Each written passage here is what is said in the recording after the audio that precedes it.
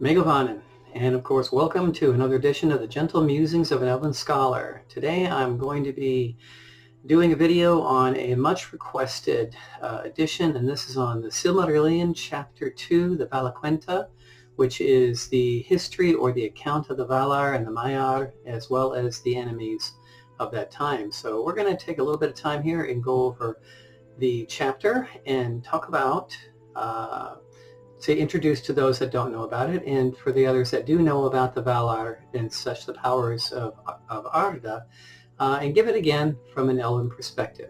So let's get started. All right, in the beginning it goes, in the beginning Eru, the one, who in the Elvish tongue is named Ilúvatar, made the Ainur of his thought, and they made a great music before him. In this music the world was begun, for Ilúvatar made visible the song of the Ainur, and they beheld it as a light in the darkness, and many among them became enamored of its beauty and of its history, which they saw beginning and unfolding as in a vision. Therefore Ilúvatar gave to their vision being, and set it amid the void, and the secret fire was sent to burn at the heart of the world, and it was called Ea. Alright, so again, for those who may not be familiar with some of the terminology, Ilúvatar means the father of all. That would be another name for God. Alright, the Valar. Alright, if you watched my previous video on the chapter 1 of the Silmarillion, we know that because of the great music, the world was brought into being based on the theme of Ilúvatar. And that was the Ainur. A good way for many people to think about them would be the angels, the first creation of God. And then he created, through their song, Arda, the world, and Ea, the universe, came into being. All right, and so those of the Ainur that chose to come down and be a part of the growth of this world, they became the Valar, or the powers of the world, as part of their restriction for being able to come down here was they were going to have to remain and become a part of the world. The world would be their power, and their power and life would be the world. And so they are to be here for the entire existence of Arda. So they are the powers of the world. So we're going to talk about them. I'm going to name each and every one of them, and I hope I will be able to give you a bit of an Elven perspective on those, because again, as I try to stress so often when I do these types of discussions, we have to be careful about turning these beings or these stories into deities, all right, and into some kind of religion and so forth, because all of this knowledge that we have came from Tolkien, who claimed that it was passed down and passed down and passed down through history. So things end up being twisted and misinterpreted. I prefer to go with the light of the law instead of the letter of the law, the spirit of the law versus the letter of the law. So I'm going to try to do that here, go with the spirit of the law and talk about them from the book, but also try to give a little bit of perspective. All right? Goes, then those of the Ainur who desired it arose and entered into the world at the beginning of time, and it was their task to achieve it, and by their labors to fulfill the vision which they had seen. Long they labored in the regions of Ea, which are vast beyond the thought of elves and men, until in the time appointed was made Arda, the kingdom of earth. Then they put on the raiment of earth and descended into it and dwelt therein. Okay, so we're going to take some time. This is a short chapter, and we're going to go through each one of the Valar, and then we'll talk about the rest. So the great among these spirits, the elves named the Valar, the power of Arda, and men have often called them gods. That's what I like to be careful about, is they are not gods. They are our very big brothers and sisters. As one of my favorite groups, the Silver Elves, names them, they call them the Shining Ones. I think that is an absolutely wonderful name. They are the Shining Ones. They are our very big brothers and sisters. They were never meant to be deified or to be turned into gods. All right, the lords of the Valar are 7, and the Valari, the queens of the Valar, are 7 also. These were their names in the Elvish tongue as it was spoken in Valinor. And for those who don't know, Valinor, the land of evergreen, the land of ever young, where the Valar live. All right, in case some might call it heaven, but that's where the Valar and the elves that have left Middle Earth go to. All right. Okay, so these were the names in the Elvish tongue as it was spoken in Valinor, though they have other names in the speech of the elves in Middle-earth, and their names among men are manifold. The names of the lords in due order are Manwe, Ulmo, Aule, Orame, Mandos, Lorien, and Tulkas. And the names of the queens are Varda, Yavanna, Nienna, Este, Vare, Vana, and Nessa. And Melkor is no longer accounted among the Valar, and his name is not spoken upon the earth. And we now call him Morgoth, or the Morgoth. All right, and we'll talk about him here in just a little bit. Let's start off with Manwe. All right, Manwe and Melkor were brethren in the thought of Ilúvatar. The mightiest of those Ainur who came into the world was in the beginning Melkor, but Manwe is dearest to Ilúvatar and understands most clearly his purposes. He was appointed to be, in the fullness of time, the first of all kings, lord of the realm of Arda, and ruler of all that dwell therein. In Arda his delight is in the winds and the clouds, and in all the regions of the air.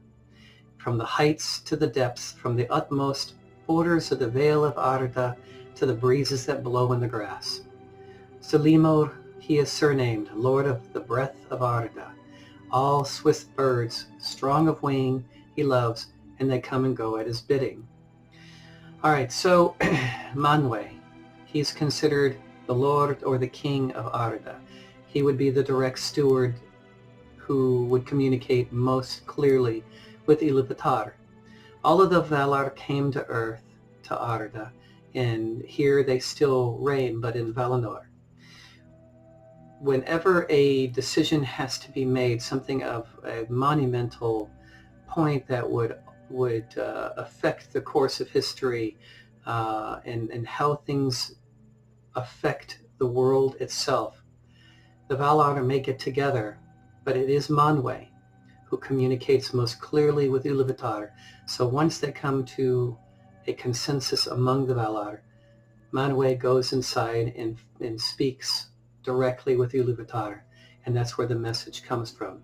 So it is Manwe who is most clearly in touch with Ilúvatar, okay, amongst the Valar when the final decisions get made. All right, so that's Manwe. His color is often considered blue because of the air and the sky and things of that nature.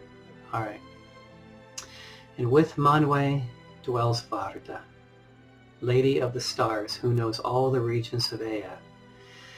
One of my most favorite hymns of Varda, and she's known by many names.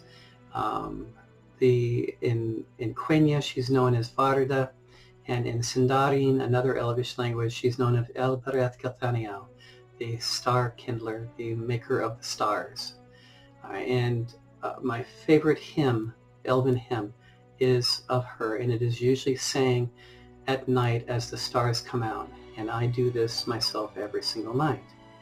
Snow white, O lady clear, O queen beyond the western seas, O light to us that wander here amid the world of woven trees. Gilthaniel, O Elbereth, clear thy eyes and bright thy breath. Snow white, we sing to thee in a far land beyond the sea. O stars that in the sunless year with shining hand by her were sown, in windy fields now bright and clear we see your silver blossom blown. O Elbereth Cathaniel, we still remember, we who dwell in this far land beneath the trees, thy starlight on the western seas. All right. Too great is her beauty to be declared in the words of men or of elves, for the light of Ilúvatar lives still in her face. In light is her power and her joy. Out of the deeps of Ea she came to the aid of Manwe, for the Morgoth she knew from before the making of the music and rejected him. And he hated her and feared him more than all the others whom Eru made. So the Morgoth, and most people would associate him with the devil, with Satan, with Lucifer. He was too attracted as well to Varda, but she rejected him, and her heart was given to Manwe. And so great is her love of light that the light of Ilúvatar still shines from her face. All right. Manwë and Varda are seldom parted, and they remain in Valinor. Their halls are above the everlasting snow, upon Oyalose, the uttermost tower of Taniquitil, tallest of all the mountains upon earth.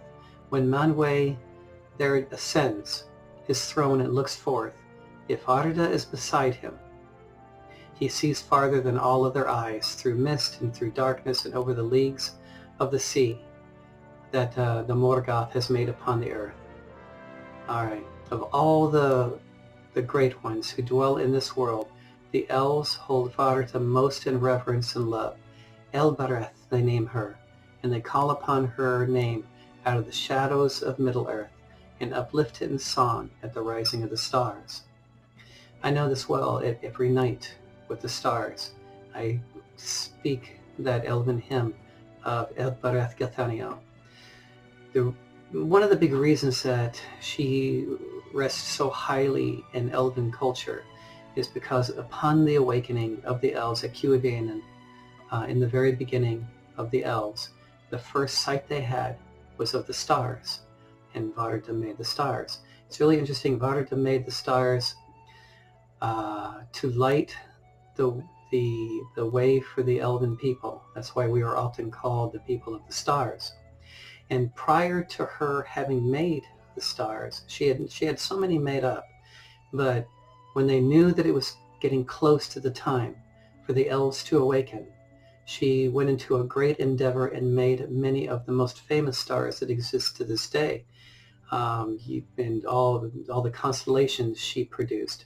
And it's really interesting, historically, astrophysics-wise, it was discovered that there was a time about it's a long time ago, but about 60 million years ago, all of a sudden there was a great burst of new stars in this galaxy. Whereas before there were many, about 60 million years ago, a great birth of stars were created. And so many of the stars we see today were created back then, long after many of the others.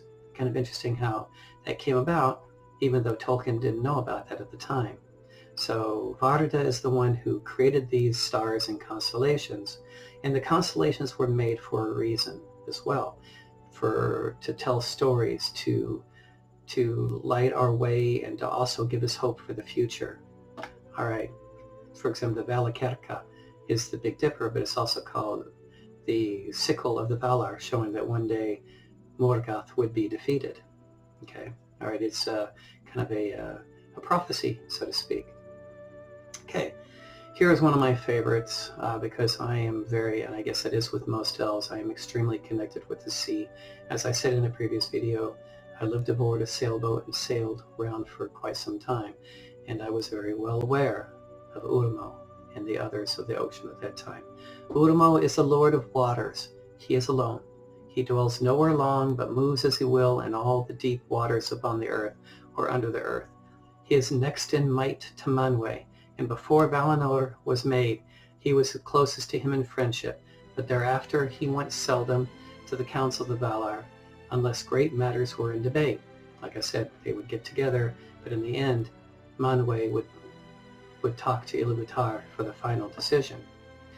All right, for he kept all of Arda in thought, and he has no need of any resting place. Moreover, he does not love to walk upon the land, and will seldom clothe himself in a body after the manner of his peers. And if the children of Eru beheld him, they were filled with a great dread, for the arising of the king of the sea was terrible, as a mounting wave that strides to the land, with dark helm foam-crested and raiment of mail shimmering from silver down into the shadows of green. The trumpets of Manwë are loud, but Urmo's voice is deep as the deeps of the ocean, which only he has seen. All right. Nevertheless, Urmo loves both elves and men, and never abandoned them, not even when they lay under the wrath of the Valar. And we'll talk about it in a future chapter. At times, he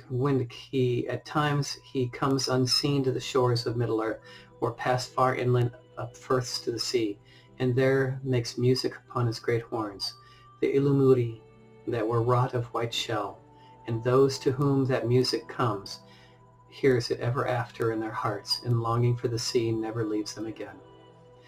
This is a long, long tale for elves, because it is true. Like it was said of Legolas, Legolas, long is your joy in the forest, but once you hear the sea, you will never be able to rest there again, because it will call you home. I know that call very, very well.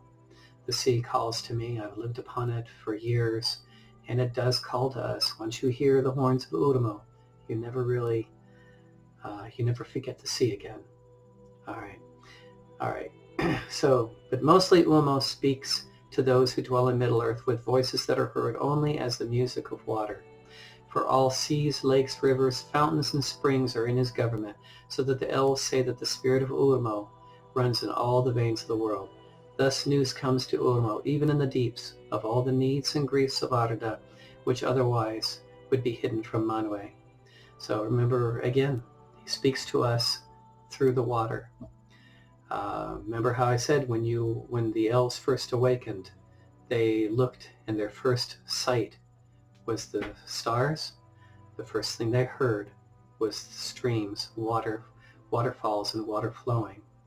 As I told you before in a previous video, and it was even some scientific validation behind it, that it is said in the Silmarillion that the echo of the first great music of the Ainur is found strongest in water. And we know that because of the Great Big Bang and the hydrogen cycle, and how it is still to this day the background noise of the universe, and hydrogen of course being one of the main components of water. Okay, next is Aule. Has might less than Ulmo, but not much less. All right. His lordship is over all the substances of which Arda is made, the rocks, the materials, and so forth. In the beginning he wrought much in fellowship with Manwë and Ulmo, and the fashioning of all lands was his labor. He is a smith and master of all crafts, and he delights in works of skill, however small, as much as much as in other issues as well. Okay, so however small, as much as the mighty building of the old. His are the gems that lie deep in the earth, and the gold that is fair in the hand, no less than the walls of the mountains and the basins of the sea. The Noldor, learned much of him, one faction of elves, and he was ever their friend. The Morgoth was jealous of him, for Aule was most like himself in thought and in powers, and there was long strife between them, in which the Morgoth ever marred or undid the works of Aule, and Aule grew weary in repairing the tumults and disorders of the Morgoth. All right, so every time Aule would try to build something, the Morgoth would come in and destroy it. This was in the very beginning when Arda was first being made, and the Morgoth was very much into the material that the earth is made from. Big difference though. Two things come out of this. Morgoth took great pride in the things that he made and took them upon himself and coveted them, and would not share, and thought of himself as the creator. Aule is different.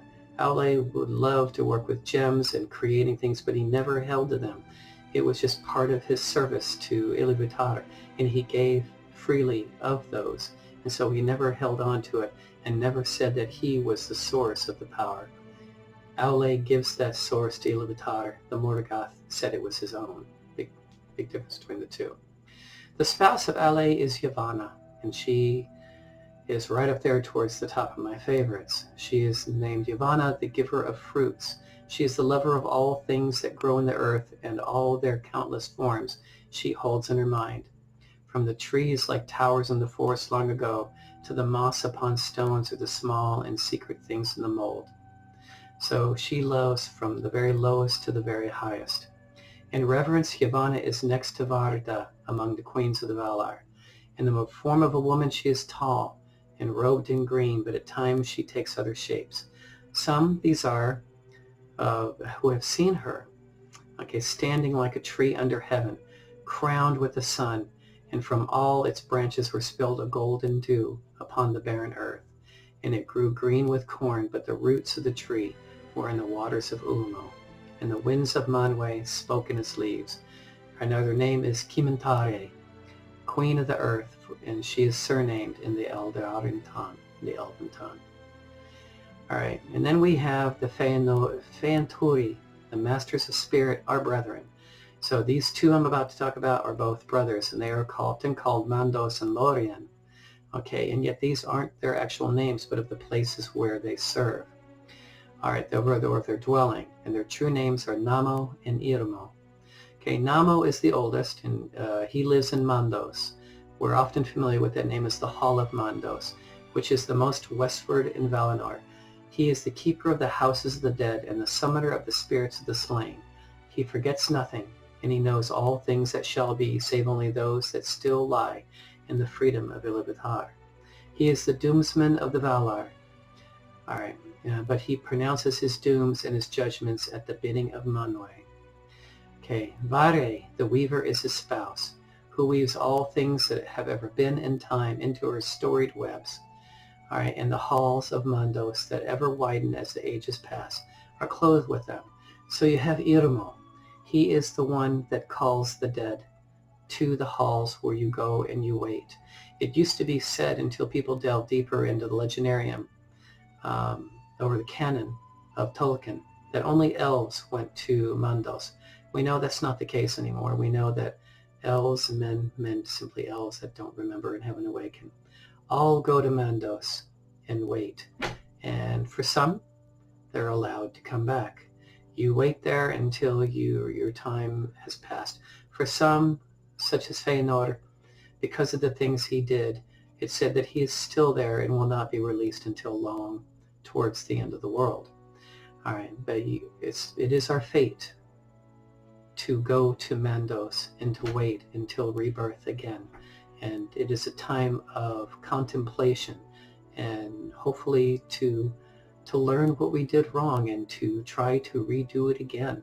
And I mean, what a better loving God, Iluvatar, than to give us one chance after another. So we're called to the Halls of Mandos for a timeout, to think about what we did, to learn from this past life, and to be ready to be released to the next one again. All right, and of course, as it said, that Vare, the weaver, so what she does is, if you could visualize it, go through the halls of Mandos, and everywhere are her tapestries where she weaves in the passage of time, and you could literally watch as time goes by looking at the events of her tapestries. All right, Irmo is the younger of the brethren, and he's the master of visions and dreams. In Lorien are his gardens in the land of the Valar, and they are the fairest of all places in the world, filled with many spirits. So very often, and I've actually done this, and it does work for me, he is the master of visions and dreams. If you want to have visions and dreams that have more meaning than just simply our mind dumping at night, you can actually meditate on Irmo and meditate on Lorien, and ask for dreams that will teach you and help you grow. And I've done this, and it does, and it can work. All right. Este, the gentle, healer of hurts and of weariness, is his spouse. Gray is her raiment, and rest is her gift. She walks not by day, but sleeps upon an island in the tree-shadowed lake of Lodalin. From the fountains of Irmo and Este, all those who dwell in Valinor draw refreshment, and often the Valar come themselves to Lorien, and there find repose and easing of the burden of Arda. I've seen this before, and I've actually tried it, and it can be a great blessing, is to do guided meditation and try to remember to try to put yourself in these beautiful gardens and be at the fountains and meditate on those fountains and on the garden and walk around. Like I said, do a guided meditation of Lorien, and imagine Este there, who heals both the hurts and of weariness as well. Okay, mightier than Este is Niena, okay, sister of the Feanturi. So she is the sister of Irmo and Namo, but she dwells alone. She is acquainted with grief and mourns for every wound that Arda has suffered in the marring of Morgoth. So great was her sorrow as the music unfolded that her song turned to lamentation long before its end. and the sound of mourning was woven into the themes of the world before it began. But she does not weep for herself. And those who hearken to her learn pity and endurance and hope. Her halls are west of west upon the borders of the world, and she comes seldom to the city of Valamar, where all is glad. Valamar is the main capital city of Valinor, so to speak. She goes rather to the halls of Mandos, which are near to her own, and all those who wait in Mandos cry to her, for she brings strength to the spirit and turns sorrow to wisdom. The windows of her house look outward from the walls of the world. We're going to talk about this in just a moment, but Gandalf was very familiar with her and learned much from her. You think because there's so much grief and sorrow in her stories, in her songs, that it would just depress you. But what it actually does, in listening to those stories, in listening to the songs, it teaches you wisdom. It teaches you about endurance and hope, and that things can turn out, Estelle, things can turn out all right. We can learn from her stories, even though they sound like they're terribly sad. Greatest in strength and deeds of prowess is Tulkas, who is surnamed Istaldo, the Valiant.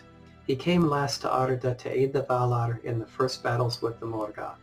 He delights in wrestling and in contest of strength, and he rides no steed, for he can outrun all things that go on feet, and he is tireless.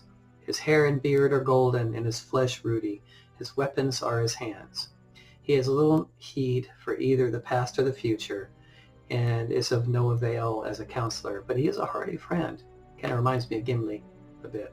His spouse is Nessa, the sister of Orome. She is also as lithe and fleet-footed. Deer she loves, and they follow her train wherever she goes in the world, in the wild, but she can outrun them. Swift as an arrow with the wind in her hair, in dancing she delights, and she dances in Valamar on the lawns of never-fading green. And another one of my favorites because of his strength and his attachment to the forest. He was one of the few that when the Valar decided to remain in Valinor, he never forsook Middle-earth and would come and go, watching over and protecting the innocent. And that is Orome. Orome is a mighty lord. If he is less strong than Tulkas, he is more dreadful in anger, whereas Tulkas laughs ever, in sport or in war, and even in the face of the Morgoth he laughed in battles before the elves were born. Orome loved the lands of Middle-earth, and he left them unwillingly and came last to Valinor. And often of old he passed back east over the mountains, and returned with his host to the hills and the plains. He is a hunter of monsters and fell beasts, and he delights in horses and in hounds, and all trees he loves, for which reason he is called Aldaran, and by the Sindar, Tauron, the lord of the forests. Nahar is the name of his horse, white in the sun and shining silver at night.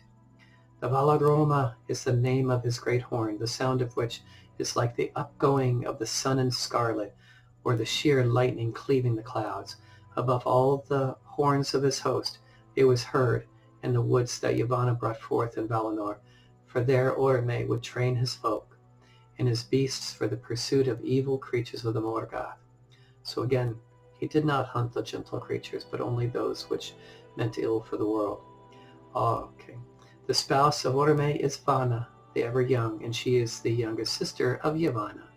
All flowers springs as she passes and opens if she gazes upon them, and all birds sing at her coming. So these are the names of the Valar and the Valeriae, and here is told in brief their likenesses, such as the Eldar beheld them in the Mon. But fair and noble as were the forms in which they were manifested, the children of the Iluvatar, they were but a veil upon the beauty and their power. All right, because what they did, and they still do to this day, is they can walk amongst us invisible. And should they choose to, they can take on the forms that we can see, like Yavanna being a great tree, or they can appear as great lords and ladies. But that is just the same as if us putting clothes on. It's not really who they are. They are far greater than that. All right, they are the pure light children of Iluvatar. Okay. Though Manwë is their king and holds their allegiance under Eru, in majesty they are peers.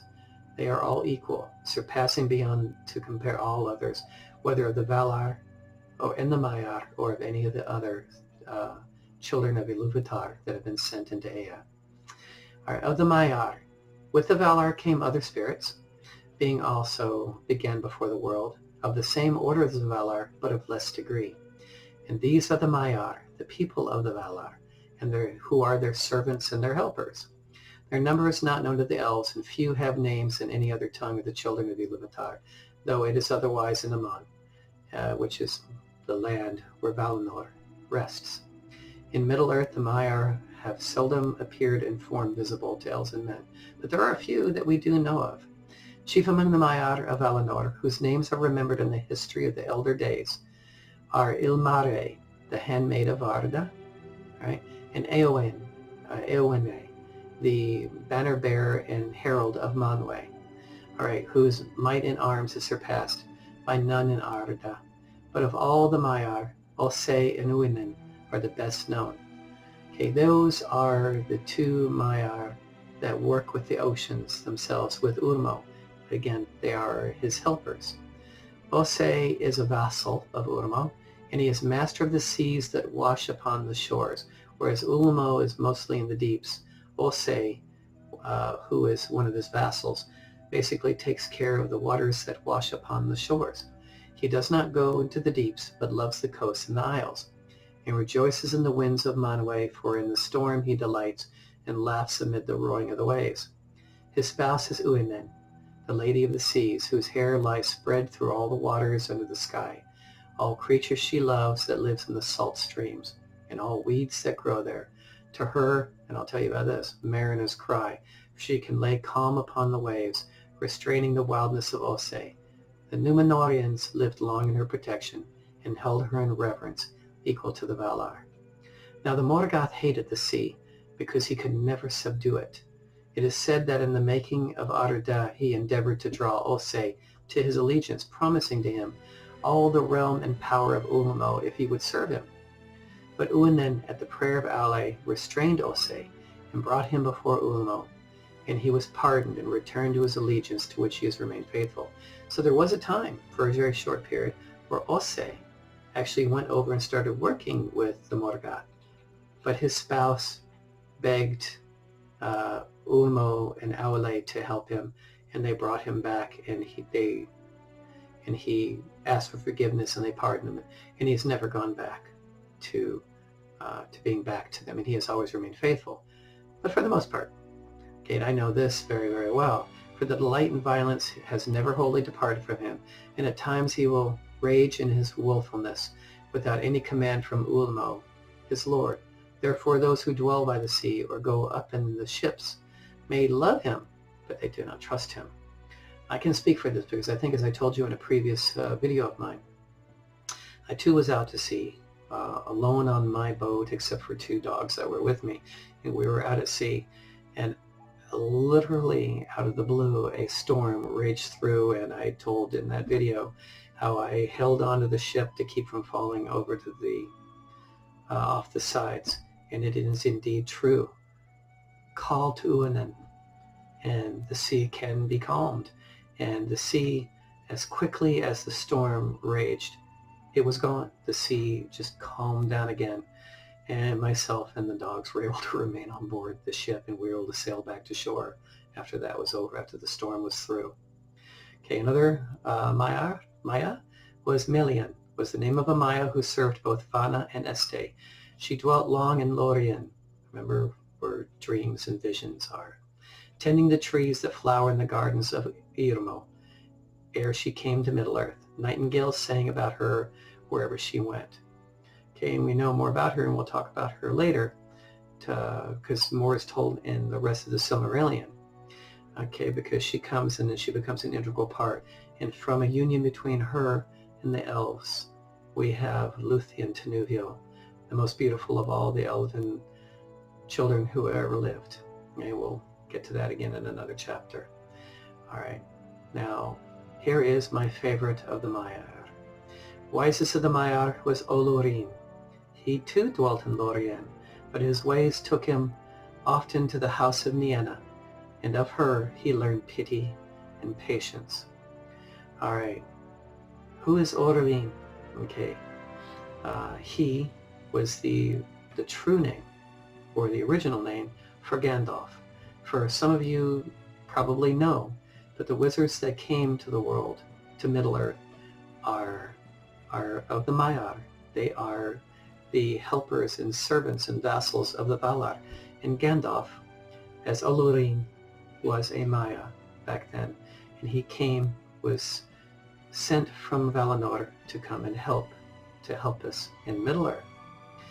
All right, so, but while he worked long in Lorien, he often visited Niena, and that's why he learned so much about pity and patience, and why he, out of the 5 wizards that came, was the most compassionate, enduring, and loving of them, and he cared for all the children of Middle-earth. All right, so those are, okay, let me see, anything else I can tell you about Gandalf? All right, okay, but that's pretty much it. We'll probably be talking about that more here in the future.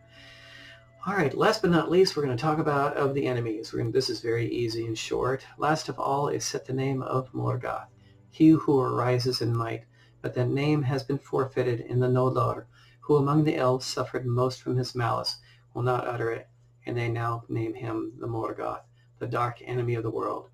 Great might was given to him by Ilúvatar, and he was equal with Manwë. In the powers and knowledge of all the Valar he had part, but he turned them to evil purposes, and squandered his strength in violence and tyranny. For he coveted Arda, he wanted the earth for himself. He desired the kingship that Manwë was given, because he wanted to be king, he wanted to be ruler, he wanted to be a god over others. And again, how I talked about the difference between the Morgoth and Aule. It is even more so between the Morgoth and Manwë.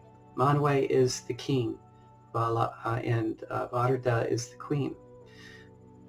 Manwë speaks directly with Ilúvatar, like I said, when the decisions have to be made. They were equal, basically, Morgoth and Manwë. But again, the big difference is kind of like you can look at it with most religions, such as Christianity. There is what they said was Jesus and Satan. All right, and Jesus would often say, because he could do anything, so to speak, raise the dead and heal. But there's big difference between him and the devil, Satan. Jesus said, I can do this through God. God does it through me. And Satan says, I can do this because I can do it. It's my power. The same analogy is with the Morgoth and Manwë. Morgoth wanted to be a ruler. Manwë wanted to be a servant. Big difference. Manwë said, I can do it. Morgoth said, I can do it, anything. And Manwë said, through me, Ilúvatar can do anything. Okay. So, from splendor he fell through arrogance to contempt for all things save himself, a spirit wasteful and pitiless. Understanding he turned to subtlety, and perverting to his own will all that he would use, until he became a liar without shame. He began with the desire of light, but when he found he could not possess it for himself, he descended through fire and wrath into a great burning, down into darkness. In darkness he is used most in his evil works upon Arda, and he's filled it with fear for all living things. Okay, yet so great was the power of his uprising that in ages forgotten he contended with Manwë and the Valar. And through long years in Arda he did hold dominion. He was winning for a while over most of the lands of the earth. But he was not alone. For of the other Maiar, again the servants of the Valar, many were drawn to his splendor, like Osei for a short while, in the days of his greatness, and remained in that allegiance down into the darkness. And others he corrupted afterwards to his service, with lies and treacherous gifts. Dreadful among these spirits were the Valaquenta, the scourges of fire that in Middle-earth were called the Balrogs. So those are actually, that's why in the movie and in the book, Lord of the Rings, when you see Gandalf, when they were in the mines of Moria and Gandalf told them to leave, that you can't do this. You cannot help me when the Balrog, the creature of flame, came, because they were equals. They were both Maia. Okay, and so Gandalf was the Maia of light, and the Durin's Bane was of the darkness, and so he knew the rest of the fellowship could not do this. Only he could deal with them, one Maia to another. Okay, and amongst the greatest or infamous of all the Maiar was Sauron, or Gothar the Cruel. In his beginning, he was of the Maiar of Aule, so he knew how to work with stone and gems, hence the reason he created the first rings. All right, and he remained mighty in the lore of that people, in all the deeds of the Morgoth upon Arda, in his vast works and in deceits of cunning, Sauron had a part. It was only less evil than his master, in that for long he served another and not himself. But in the after years he rose like a shadow of Morgoth, and a ghost of his malice, and walked behind him on the same ruinous path down into the void. All right, so here ends the Valaquenta, the accounting or history of the Valar. I hope that helps you a little bit, and I try to give a little bit of perspective. I personally have witnessed some of this myself in my life when I'm out at sea, and you can feel that there is another presence out there, and you can call to it. And in my case, you can see the calming of the waves, and you can see that their influence still exists to this day in this world. All right, well, I hope that helps you a little bit. We'll be going to chapter 3 here soon enough. I'm going to be producing another series of videos here soon, delving deeper into Elven healing. I have one video out now, if you haven't caught it, about Elven healing. What I'd like to do is to start taking that step by step, basically going into an Elven Healing 101. We're actually going to start breaking down different aspects of Elven healing, and each video will be showing you how you can do that yourself, whether that be with Elven Reiki, with energy healing, working with herbs and other holistic medicines. We'll be taking it piece by piece. Each video will show you how you can do this yourself and how you can help yourself and heal others in the world. Okay? Well, that's it for today. I hope that this has been helpful to you, and all of you have a most blessed rest of the day. Namaste. I didn't think it would end this way. End? No, the journey doesn't end here. Death is just another path. One that we all must take.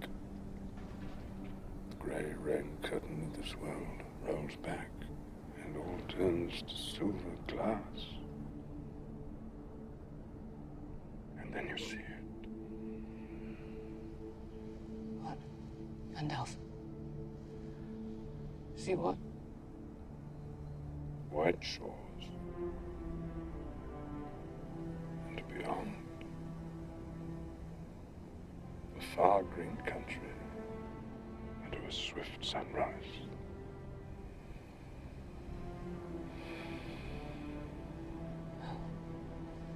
That isn't so bad.